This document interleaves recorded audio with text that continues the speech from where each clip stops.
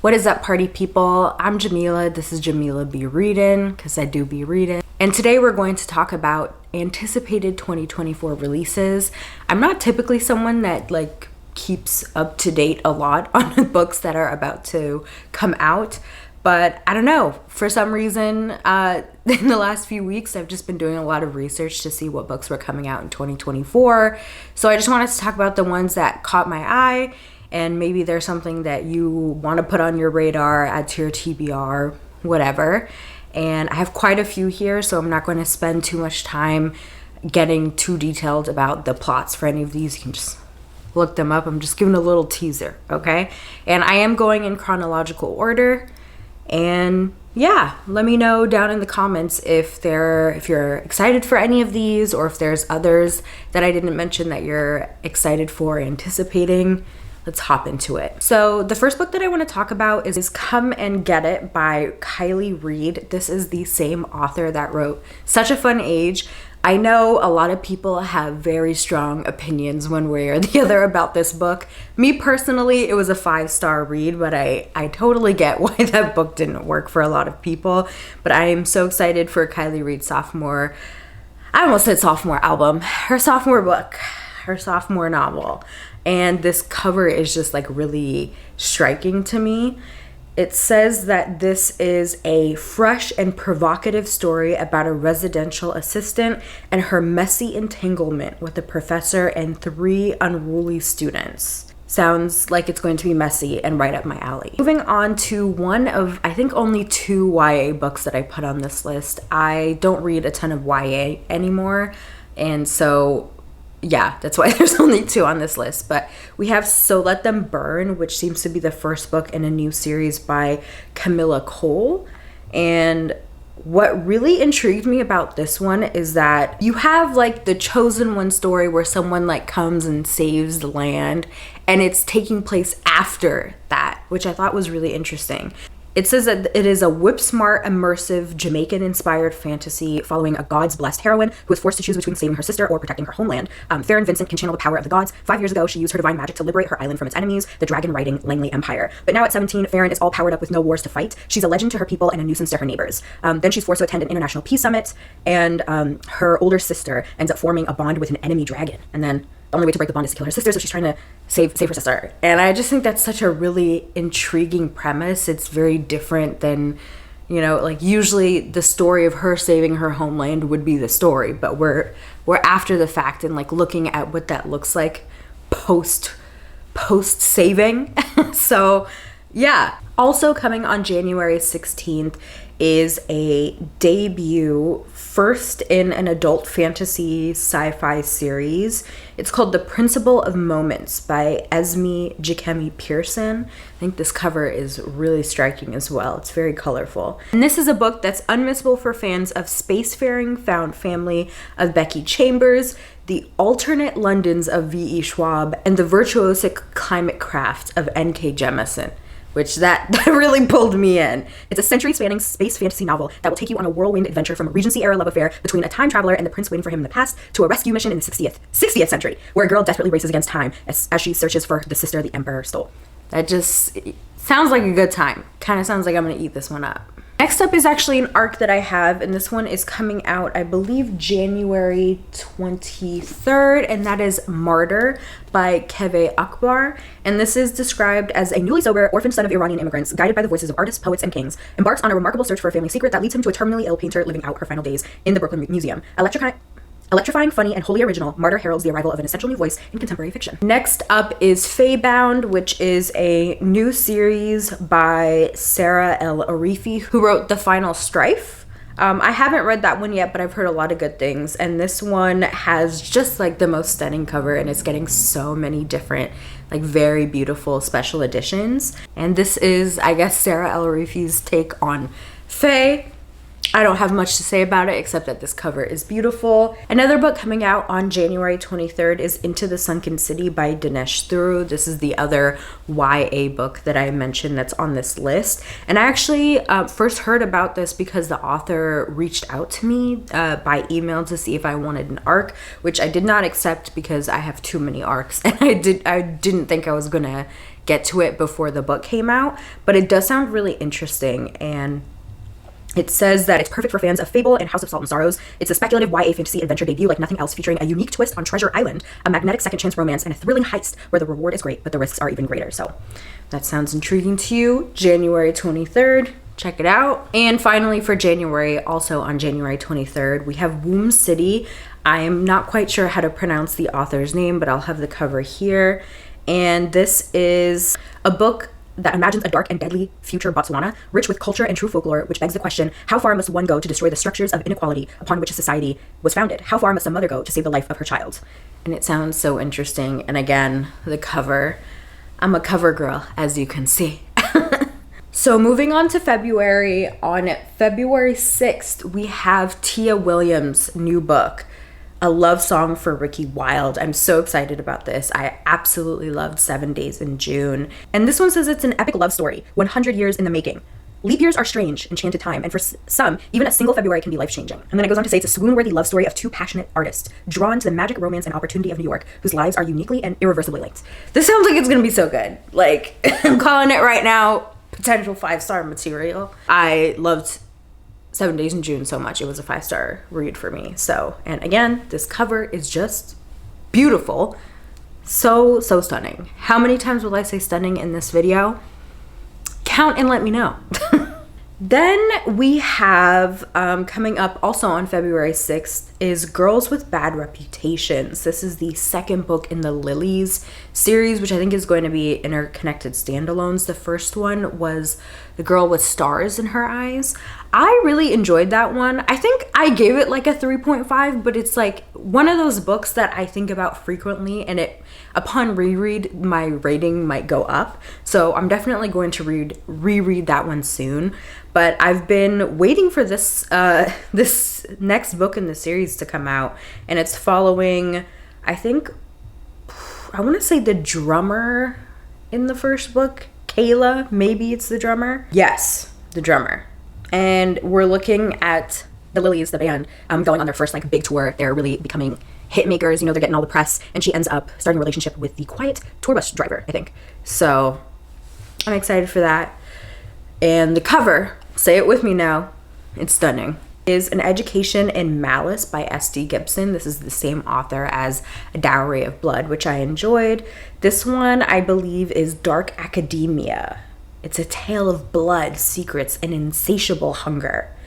And I believe this one is sapphic as well. And it might actually be loosely based on Carmilla, if I'm reading this correctly. So that one sounds exciting. Then we have the third and final book in the Deathless series. The first one is The Gilded Ones, and I read and enjoyed that one a few years back. I haven't read the second one, and at this point I was just waiting for the third book to come out so I could just reread The Gilded Ones and finish off the trilogy. This is by Namina Forna, and it is, I mean, I can't really talk too much about it, but it's I guess this is another YA. I said there was only two, but this is the third one. It's a YA fantasy that follows, you know, gods. There's magic and stuff like that. It's a good time. So, yeah. Also on the 13th, there's a couple of things coming out on February 13th. We have the first in a new series by Olivia Dade, and that's called At First Spite. She wrote the spoiler alert books, which I really enjoyed, and this one just seems like it's going to be a very fun and funny time. So it's a sexy rom-com about a woman who buys the town's famous spite house, only to realize the infuriating man she can't stand lives right next door, and their unwilling proximity might spark something neither can ignore. So it seems kind of, I don't want to say enemies to lovers, but yeah, enemies to lovers. So Athena's fiance ends their engagement, so she ends up moving into this house that she recklessly bought as a wedding gift, and then next door is the brother, I think, of her ex, who convinced him not to marry her. So there's some tension. So another book coming out on February 13th and that I have a physical arc of is The Blueprint by Ray Gianna Rashad. And this is described as in the vein of Octavia E. Butler and Margaret Atwood, a harrowing novel set in alternative United States, a world of injustice and bondage in which a young black woman becomes the concubine of a powerful white government official and must face dangerous consequences. This sounds very intense, so we'll see how that goes. Coming out on February 20th, we have A Tempest of Tea by Hafsa Faizal. This is the same author who wrote We Hunt the Flame, that duology. I haven't read that duology yet either, but this one is really intriguing because I think it's marketed as perfect for the fans of Six of Crows by Leigh Bardugo because it has like a heist element involved in it. So we have an orphan girl and her crew who get tangled in a heist with vampires on the streets of White Roaring. Arthi Casimir is a criminal mastermind and collector of secrets. Her prestigious tea room transforms into an illegal bloodhouse by dark, catering to the vampires feared by society. But when her establishment is threatened, Arthi is forced to strike an unlikely deal with an alluring adversary to save it, and she can't do the job alone. Calling on a band of misfits, Arthi formulates a plan to infiltrate the dark and glittering vampire society known as the Ethereum. But not every member of her crew is on her side, and as the truth behind the heist unfolds, Arthi finds herself in the midst of a conspiracy that will threaten the world she knows it. Dark, action-packed, and swoon-worthy, this is Hafsa Faizal, better than ever. Sounds very exciting. Coming at you with another arc that I have, Wandering Stars by Tommy Orange, who's the author of There. Loved that book. Very excited to check this one out. This is, it says Wandering Stars traces the legacies of the Sand Creek Massacre of 1864 and the Carlisle Indian Industrial School through the aftermath of the Orville Red Feathers shooting. Extending his constellation of narratives into the past and future, Tommy Orange once again delivers a story that is, by turns, shattering and wondrous, a book piercing in its poetry, sorrow, and rage, a masterful follow-up to his already classic first novel, and a devastating indictment of America's war on its own people. I just know this one's going to devastate me in the same way that There is, and I don't know if excited is the right word, but you know, I'm looking forward to reading this one. Also coming out in February 27th, and the last of this month of February that I have here is The Partner Plot by Christina Forrest. This is the second book I don't know if this series has a title, but it's a follow-up to The Neighbor Favor. And I really, really enjoyed that romance. It's following one of the siblings from The Neighbor Favor. So this is about two former high school sweethearts who get a second chance in this marriage of convenience romance. I'm already loving it. Second chance and marriage of convenience. I'm in. I'm so in. Then coming up on March 5th, we have Anita de Monte, Last by Xochitl Gonzalez. This is the same author who wrote Olga Dies Dreaming, which was one of my favorites of 2021. Loved that book so much. So excited to read this one. This seems like it's a dual timeline set in both 1985 and 1998, so not too distant in time. And it's following two different women, and seems like set in the art world. It says it's a propulsive, witty examination of power, love, and art, daring to ask who gets to be remembered and who is left behind in the rarefied world of the elite. And it sounds like it's going to be good. Also coming on March 5th is the follow-up to Before I Let Go by Kennedy Ryan. This is going to be the second book in the Skyland series, Interconnected Standalones. I loved Before I Let Go so much, and I'm so excited for this. This is following Soledad, who we see in the first book. I think she's coming out of a divorce, and a new man enters the scene.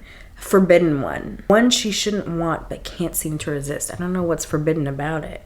But she's, there's a lot of stuff going on in regards to like her having been a homemaker for a long time, and like her kids, and I just know it's going to hit hard, just like Before I Let Go, and all of Kennedy Ryan's books seem to do. So I'm so excited for this. The cover is stunning. What's new?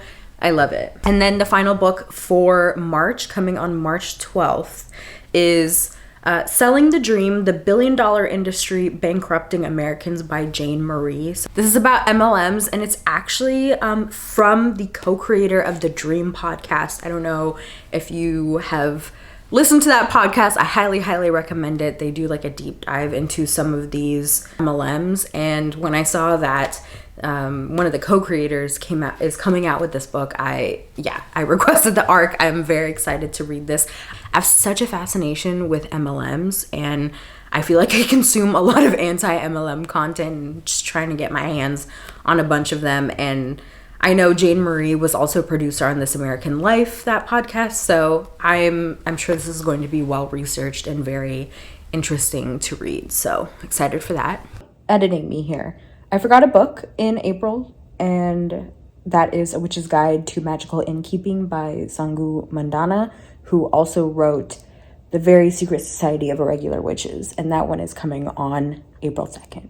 Coming on April 9th, we have a new book from Leigh Bardugo. This is a standalone historical fantasy set during the Spanish Golden Age, and also set during a time of high-stakes political intrigue and glittering wealth. We are following Lucia, a servant in the household of an impoverished Spanish nobleman who reveals a talent for little miracles. Her social climbing mistress demands Lucia use her gifts to win over Madrid's most powerful players. But what begins as simple amusement takes a dangerous turn. Lucia will need to use every bit of her wits and will to survive. Even the help of Guillen Santangel, an immortal familiar whose own secrets prove deadly for both.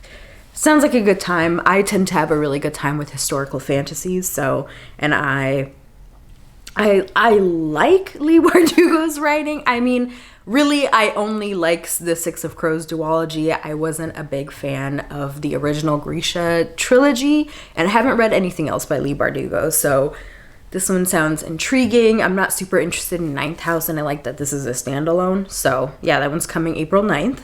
A book that I am so incredibly excited about. I literally screamed when I saw that this got announced. April 16th, we have a prequel to A Lat's Away by Darcy Little Badger. It's called Shane Lende. I don't know if I pronounced that correctly. I hope I did. And this is following Ellie/A Lat's Away's grandmother.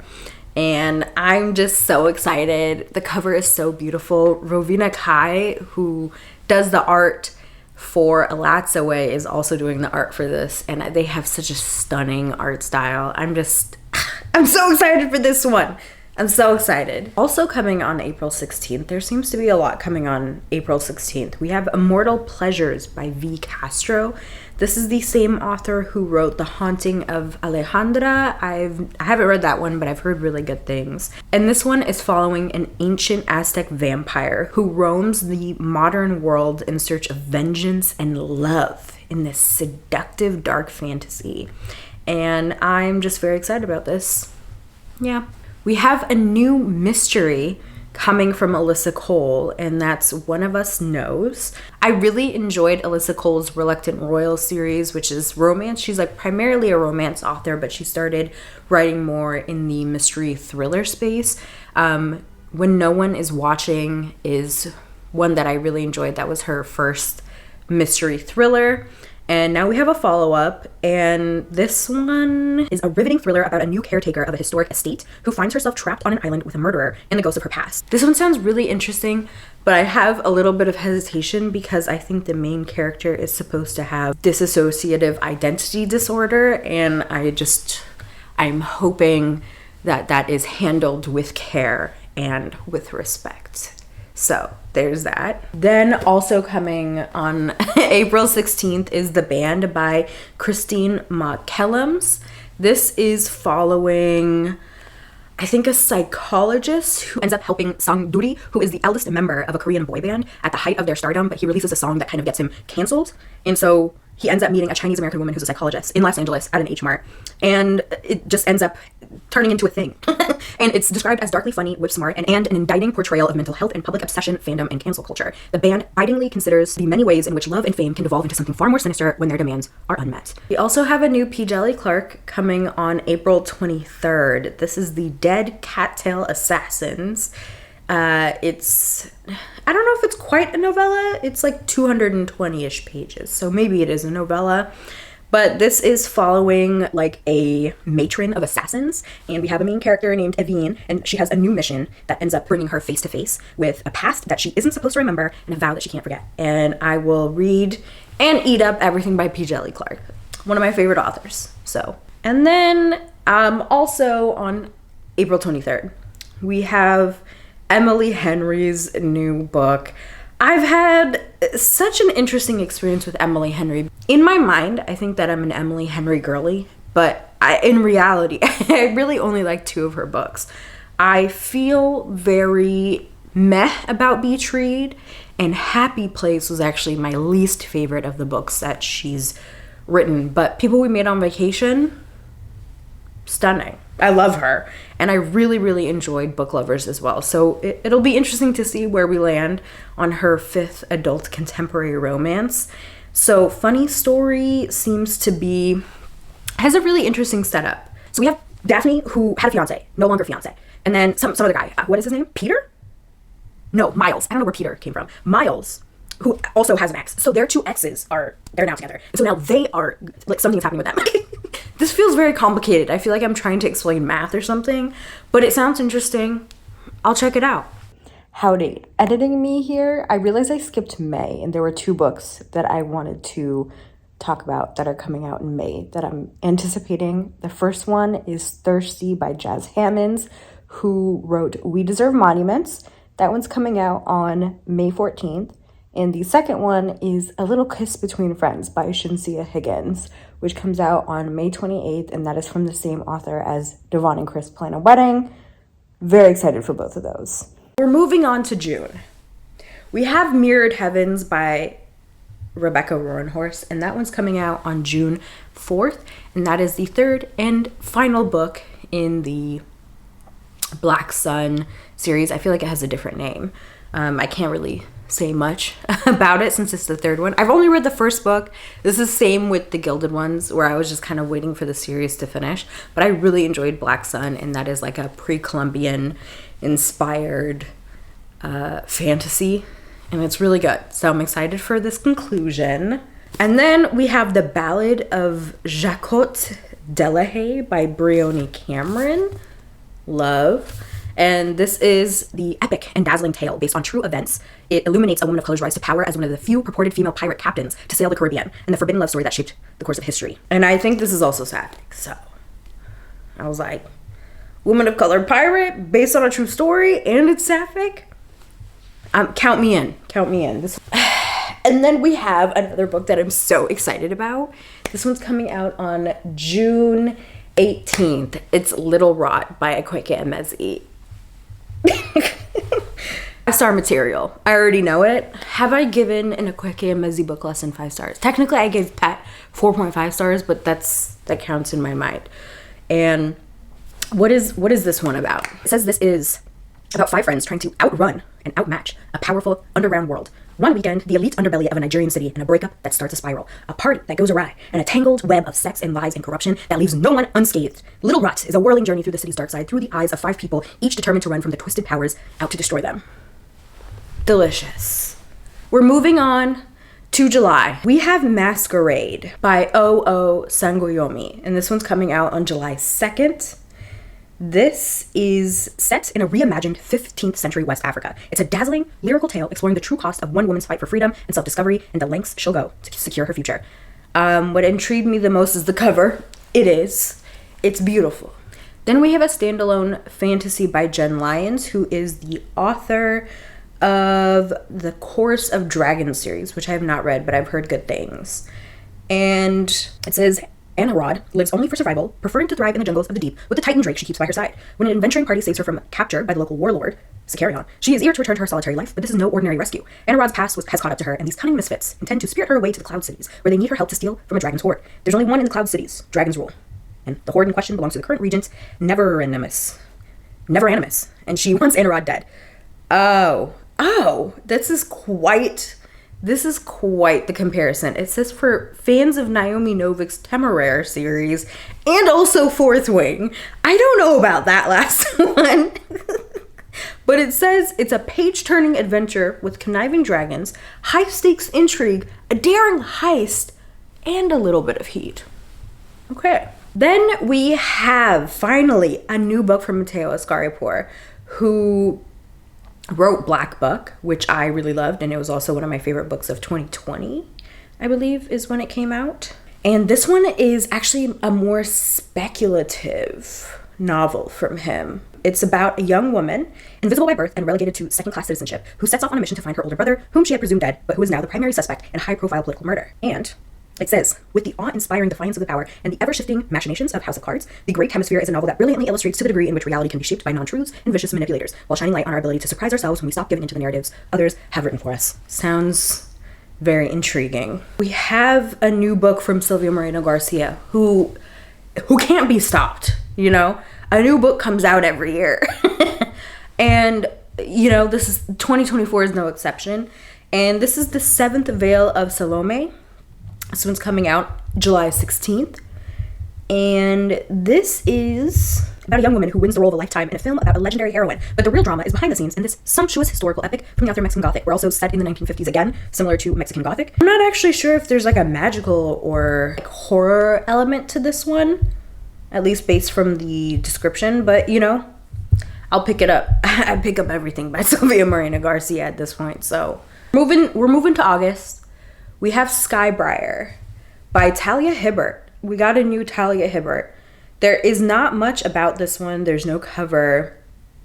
But what we do have, it's the first in a new series of contemporary Austen-inspired rom-coms.